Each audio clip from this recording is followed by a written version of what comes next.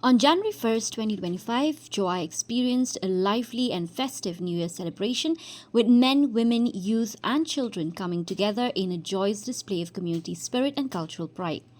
The day kicked off with traditional community feasts in every area where neighbors gathered to enjoy meals together in a spirit of unity. Following this, the streets were filled with residents dancing and celebrating to the sounds of uplifting music that reverberated throughout the town.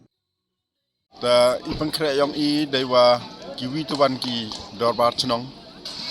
jar ipang kre yong ki de u pediang worom yo snam tme iwa ki de jo le hi na ki pot hewa I ga sunjuk de chimkti ina do nen snam ponu snam to da le I yol ki nang pen pha chu I bangwa ka program ko hai ni to ka program ko punyo ki jingi chamlang to widan yong wa ro ki dorbar chnong ha po jwai punyo I ka wi ka jing yes nyaw yang I ka wi dan ka wa EME apo ka chnong ka thaw yo punyo ka jing ya me ya wa na ka wi ka chnong ha ka wi ka chnong hai wa updiang borom yo snam tme yo hi ka ku do le hauslam tme hawaro kilia.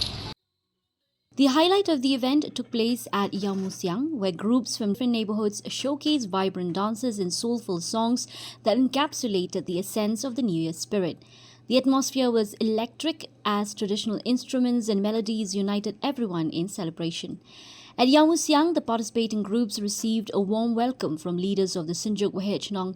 Jowai, the District Tourism Officer, the District Tourism Promotion Society, and the District Administration of West Giant Hills. Doloy of Ilaka Jowai, Puramon Kinjeng, graced the occasion and presented certificates along with cash awards of Rs 20,000 to each participating group, a contribution made by the State Tourism Department.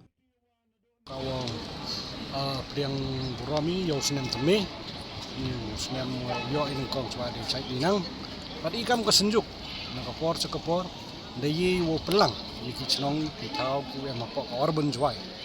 te nakapor jo kun mu ye ni wa ka message ku ai pun sniao to yo kate ka jing ye terlilang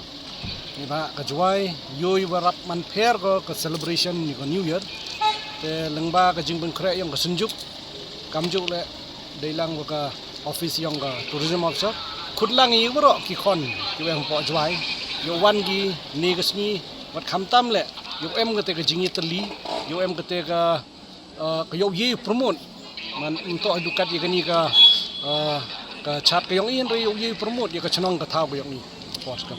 jingmut yong I kam ka department wa kani ka district tourism promotion society to kaman ukringi ya ki tourist ndawan ki chaka district untuk ang wan ki like iduk chaki tourist spot, they don't know our culture myo ki yakani ki to ki various aspects of part of our daily lives and part of our celebration woman very unique. I think in the entire country lem kam kini ki kachnong wo woman so united. The Yoluti wa next year with the help, and we would need your support also from the media especially, we would be advertising this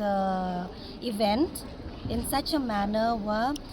you host yakiniki tourists, especially for this festive season. Moma, we plan.